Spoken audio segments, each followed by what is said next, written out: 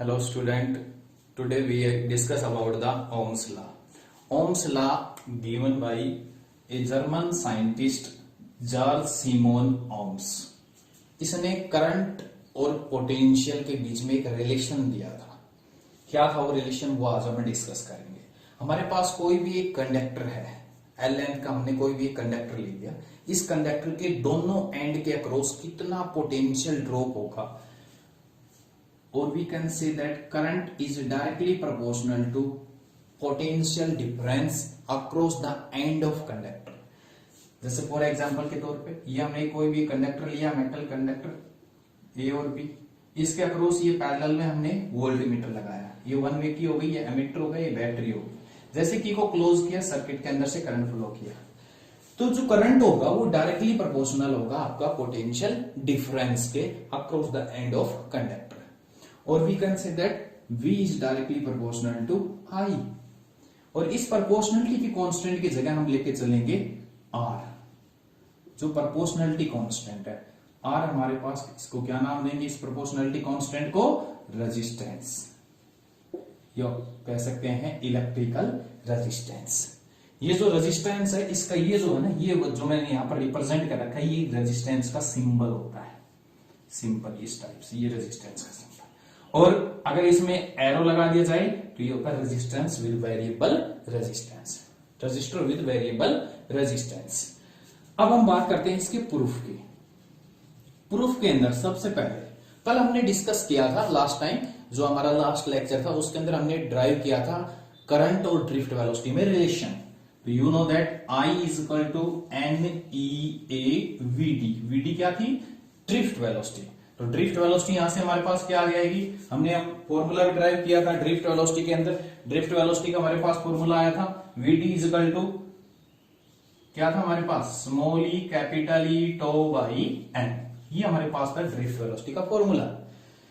ये वैल्यू आप इसके अंदर पुट कर दीजिए, क्या मिलेगा हमें, I is equal to NEAVD। VD क्या है, स्मॉल ई यहां स्क्वायर बन जाएगा, capital E tau by M. And you know that electric field E is equal to V by L। ये वैल्यू आप इसके अंदर पुट कर दीजिए, तो I इज इक्वल टू क्या मिला, NE square A tau by M, और E की जगह रखा हमने V बाई L। समझ में आ गई बात, यहां तक कोई डाउट। अब यहां से, यहां देखिए R किसके इक्वल है, V अपॉन I।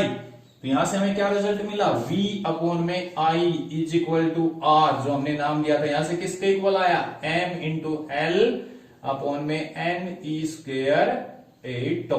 ये वैल्यू आई हमारे पास यहां से, ठीक है।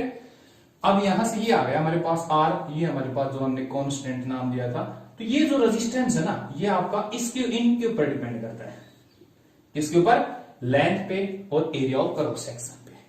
R जो हमारे पास है, रेजिस्टेंस है विच depend on the shape, size and nature of material and temperature. ये हमारे पास इनके ऊपर डिपेंड करता है। अगर आपसे किसी ने पूछा जाए कि अगर हम पोटेंशियल को डबल करें, करंट को ट्रिपल करें एक्सेट्रा, अगर कुछ भी ऐसे डबल या ट्रिपल बोला जाता है, तो रेजिस्टेंस के ऊपर कोई भी इफेक्ट नहीं होगा। Resistance only depend on shape, size और टेम्परेचर कह सकते हैं, नेचर ऑफ मटेरियल, ठीक है।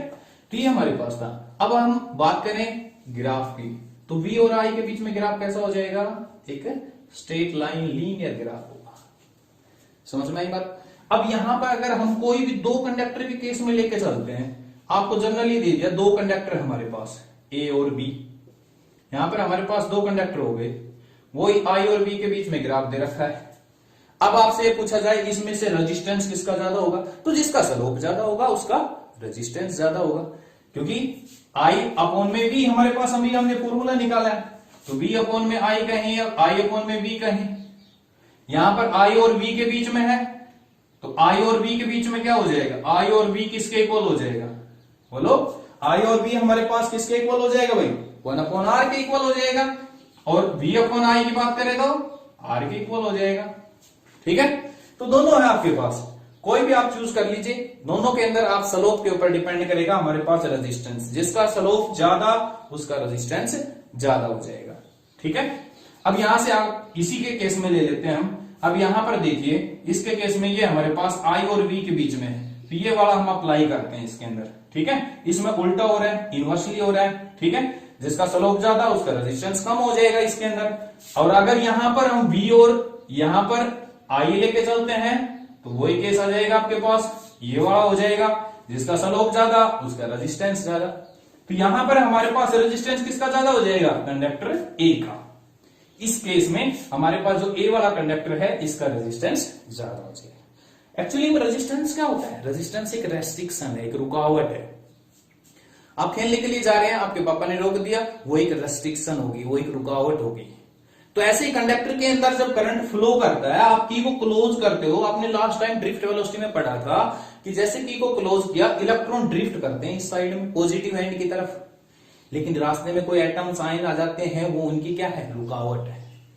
तो रेजिस्टेंस अराइज कब करता है, जब आपका इलेक्ट्रॉन है वो उन एटम आयन से स्ट्राइक करते हैं, कोलाइड करते हैं, तब आपका रेजिस्टेंस अराइज करता है। तो रेजिस्टेंस एक रेस्ट्रिक्शन है, एक रुकावट है, जो डिपेंड करती है उस कंडक्टर के अंदर, उसकी लेंथ के ऊपर, उसके एरिया ऑफ क्रॉस सेक्शन पे, और हम कह सकते हैं टेम्परेचर पे। तो टेम्परेचर आपके पास इंक्रीज या डिक्रीज करते हैं, तो ये सभी में अलग अलग वेरी करता है।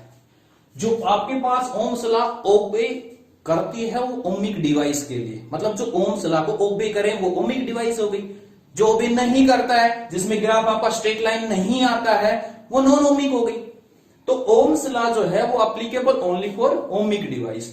वैसे अगर हम बात करें तो आप जैसे ये हर एक के लिए एक यूनिवर्सल कह सकते हैं, आप एप्लीकेबल नहीं है ये, क्योंकि जैसे आप करंट की वैल्यू को आप इंक्रीज करते चले जाओगे तो रेजिस्टेंस है वो भी आपका चेंज होगा। ऐसा नहीं कि आपके पास करंट, तो यहां से तो हमने क्या मिला है कि V directly proportional to I, मतलब दोनों बराबर चलते हैं, यूनिस जो आपके पास ग्राफ है एक स्ट्रेट लाइन चलता है। लेकिन ये आपके पास जब हम बात करते हैं सेमीकंडक्टर की, तो उस केस में हमारे पास ये ग्राफ है वो इस टाइप से आ जाता है आपके पास, क्योंकि जैसे जैसे टेम्परेचर बढ़ेगा रेजिस्टेंस बढ़ता है। चेंज जो रेजिस्टेंस है वो आपका टेम्परेचर के साथ वेरी करता है, टेम्परेचर चेंज होगा तो रेजिस्टेंस बदलेगा। समझ में आई बात। तो ये था आपके पास यहां पर ओम्स लॉ। आज के लिए इतना ही। नेक्स्ट जो वीडियो आएगा आपका उसके अंदर हम इलेक्ट्रिकल रेजिस्टेंस या रेजिस्टिविटी पे डिस्कस करेंगे। Thanks, have a nice day.